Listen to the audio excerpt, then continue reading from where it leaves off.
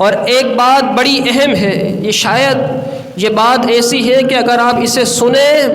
تو سن کر خوشی سے جھومنے لگ جائیں گے۔ اعلیٰ حضرت امام اہل سنت نے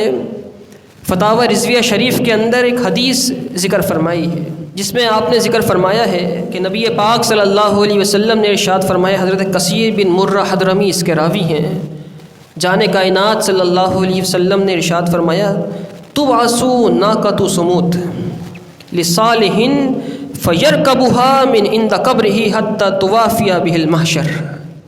نبی پاک صلی اللہ علیہ وسلم نے ارشاد فرمایا، قیامت کے دن جو سمود کی اونٹنی تھی جسے قوم سمود نے کاٹا تھا، اس کی کونچیں کاٹ دی تھیں، قرآن نے اس کا ذکر کیا۔ صالح علیہ السلام کی جو اونٹنی تھی، قیامت کے دن اللہ تعالیٰ اس اونٹنی کو اٹھائے گا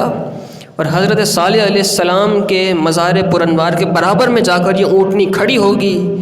حضرت صالح علیہ السلام قبر انور سے باہر تشریف لائیں گے، اس اونٹنی پر سوار ہوں گے اور سوار ہونے کے بعد صالح علیہ السلام محشر کی طرف چل پڑیں گے۔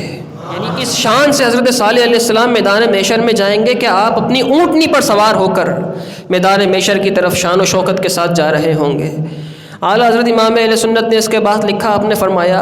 عاشقوں کا یہ طریقہ ہوتا ہے، اگر کسی کی کوئی شان سنتے ہیں نا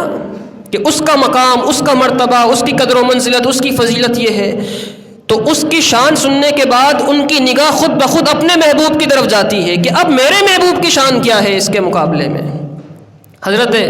معاذ بن جبل رضی اللہ تعالیٰ موجود تھے۔ نبی پاک صلی اللہ علیہ وسلم نے جب یہ فرمایا کہ حضرت صالح علیہ السلام کی اونٹنی آئے گی، آپ اونٹنی پر سوار ہو کر میدان محشر میں جائیں گے،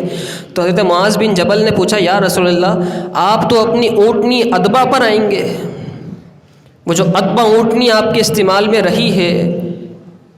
آپ اس اونٹنی پر سوار ہو کے پھر میدان محشر میں جائیں گے؟ تو نبی پاک صلی اللہ علیہ وسلم نے فرمایا، نہیں معاذ،